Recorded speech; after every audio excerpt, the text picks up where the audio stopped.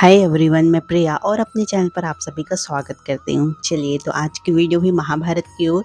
तो देखिए, आज हम इस वीडियो के माध्यम से जानेंगे कि अपनी मृत्यु के पहले कर्ण ने मांगे थे भगवान कृष्ण से 3 वरदान।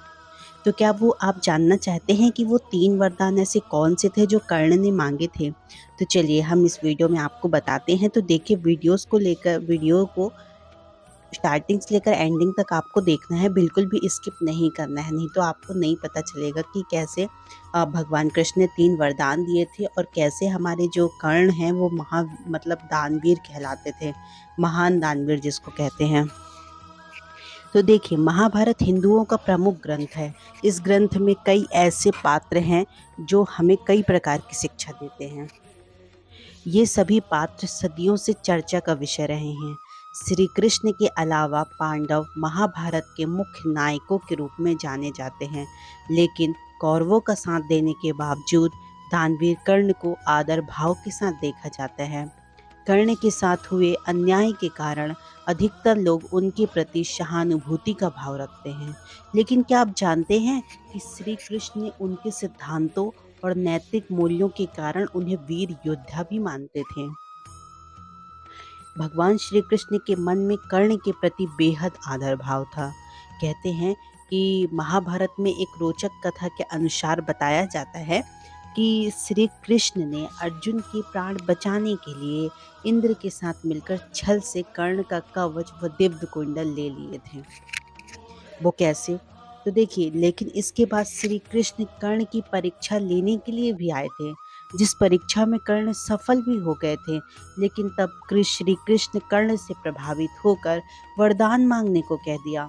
और कहते हैं कि श्री कृष्ण और कर्ण की एक जुड़ी और भी कहानियां हैं। चलिए हम आपको बताते हैं। कहते हैं कि जब कर्ण मृत्युशैया पर थे, ध्यान से समझिएगा, जब कर्ण मृत्युशैया पर थे तब कृष्ण उनके पास उनके दानवीर होने की परीक्षा लेने के लिए आए थे। कर्ण ने कृष्ण को कहा कि उसके पास देने के लिए कुछ भी नहीं है। ऐसे में कृष्ण ने उनसे उनका सोने का दांत मांग लिया था। अगर आपने महाभारत देखी है तो आपको पता होगा कि कैसे उनने अपने मतलब उनके पास जब कर्ण मृत्युशैया पे थे तो उनके पास कुछ था ही नहीं, केवल सोने का दांत ही था। तो कृष्ण ने उनको वो भी मांग लिया था और कर्ण ने अपने समीप पड़े पत्थर को उठाया और उससे अपना दांत तोड़कर श्री कृष्ण भगवान को दे दिया। कर्ण ने एक बार फिर अपने दानवीर होने का प्रमाण दे दिया था, जिससे कृष्ण बहुत ज़्यादा काफ़ी प्रभावित हुए थे।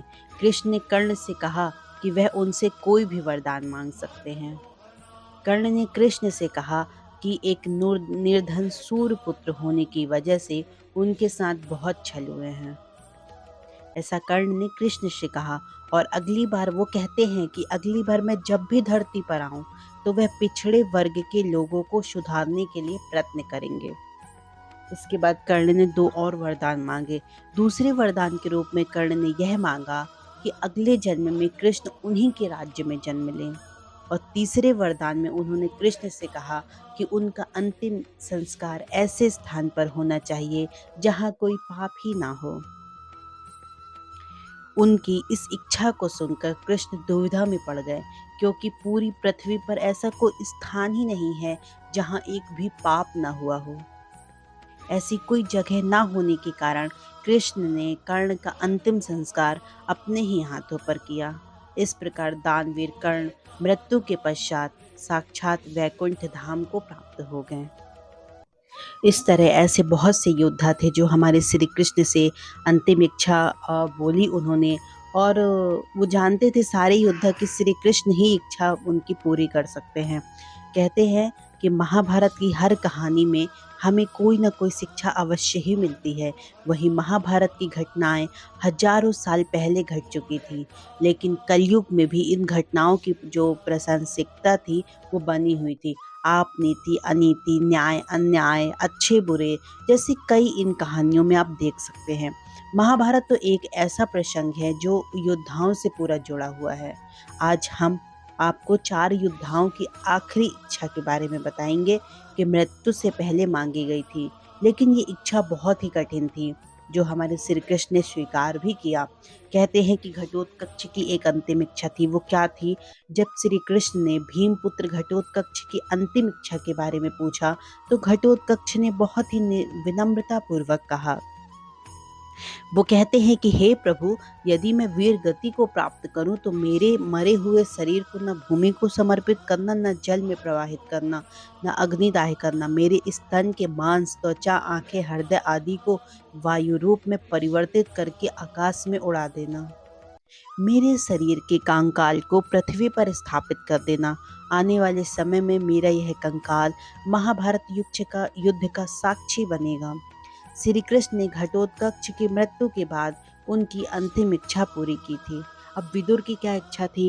कहते हैं युद्ध के समय जब विदुर श्री कृष्ण से मिले और मन की गांठें खोलते हुए अपनी अंतिम इच्छा उन्हें बताई, तो उन्होंने कहा कि पृथ्वी में धरती पर इनका प्रलयकाली युद्ध देखकर आत्मग्लानि महसूस कर रहा हूँ। मेरी मृत्यु के पश्चात अपने शव का एक अंश भी मैं यहाँ छोड़ना नहीं चाहता। अथवा या तो मतलब आप मेरे शरीर को ना दफनाएं न जलाएं, बल्कि शरीर को सुदर्शन चक्र में परिवर्तित कर दें। और हमारे भगवान श्री कृष्ण ने जस्ट ऐसा ही किया। फिर कहते हैं कि संजय की एक अलग इच्छा थी। कहते हैं कि हिमालय पर संजय ने भगवान कृष्ण का कठिन तप किया। तप से प्रसन्न होकर कृष्ण भगवान प्रकट हुए और संजय से बोले, हे संजय, मैं तुम्हारी तपस्या से बहुत प्रसन्न हूँ। आज जो चाहे वो मुझसे मांग लो। तब संजय ने श्री कृष्ण से कहा कि प्रभु, महाभारत युद्ध में मैंने अधर्म का साथ दिया है, इसलिए आप मुझे पत्थर बना दो कि जब तक आपका फिर से इस धरती पर अवतार ना हो, तब तक इसी हिमालय पर पत्थर रूप में आपकी भक्ति करता रहूं। भगवान श्री कृष्ण ने संजय को अपने सालग्राम रूप में परिवर्तित करके हिमालय पर स्थापित कर दिया। और कर्ण की अंतिम इच्छा तो मैंने आपको बता दी है। चलिए एक बार और बता देते हैं। कहते हैं कि जब कर्ण मृत्युशैया पर थे, तो उन्होंने श्री कृष्ण से अपनी इच्छा जताई थी।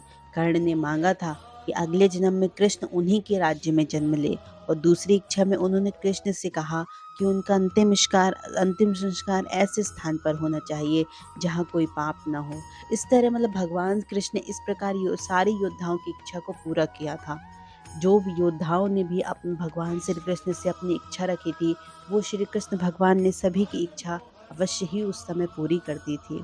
चलिए, तो मैंने बहुत ही अच्छा टॉपिक आपके साथ शेयर किया कि अपनी मृत्यु से पहले कर्ण ने कुछ भगवान कृष्ण से वरदान मांगे थे, और भी जो योद्धा थे उन्होंने भी वरदान मांगे थे। तो चलिए, आई होप आपको वीडियो बहुत पसंद आया होगा। तो ज़्यादा से ज़्यादा हमारे वीडियोज़ को शेयर करें और चैनल को सब्सक्राइब भी करें। Thank you so much. जय श्री कृष्णा दोस्तों। देखिए, आपको महाभारत अवश्य देखनी चाहिए, और महाभारत महाकाव्य ग्रंथ है, वो अवश्य ही पढ़ना चाहिए। बहुत ही अविस्मरणीय है। चलिए, बाय बाय, थैंक यू।